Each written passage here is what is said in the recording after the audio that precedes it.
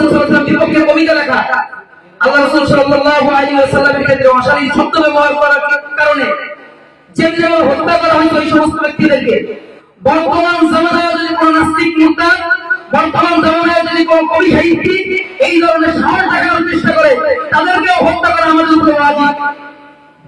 কথা বুঝছেন আপনারা? এই চেতনা নিয়ে বড় হতে হবে।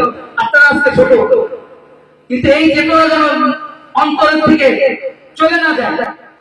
আমার সামনে কেউ আল্লাহ রাসূল সাল্লাল্লাহু আলাইহি ওয়াসাল্লামকে গালি দিলে অথচ আমি জীবিত থাকবো, এইরকম জানের আমার দরকার নাই। কি বলেন? কৃতিত্ব ওই সমস্ত ব্যক্তিদের যারা যত বড় সাহিত্যিকের কবি হোক না কেন, আল্লাহ রাসূল সাল্লাল্লাহু আলাইহি ওয়াসাল্লামকে নিয়ে যখনই বাজে মন্তব্য করবে তখনই তাদের কল্যাণগুলো ফেলাই দিতে হবে। নিজে ফাঁসি হোক না কেন, চাই আমরা ফাঁসির মধ্যে ঝুলি না কেন, এই চেতনা নিয়ে, এই জজবা নিয়ে আপনাদের আমাদের আগামী ভবিষ্যৎ গড়ার প্রত্যয় নিয়ে আমাদের এই অনুষ্ঠানগুলো। যদি এই প্রত্যয়, এই জজবা আমরা এখান থেকে তৈরি করতে না পারি, তাহলে এরকম হাজার অনুষ্ঠান দিয়ে কোনো লাভ নেই। এই জজবা নিয়ে আমরা আগামীর পথ চলবো। আগামীর বাবুনগরেই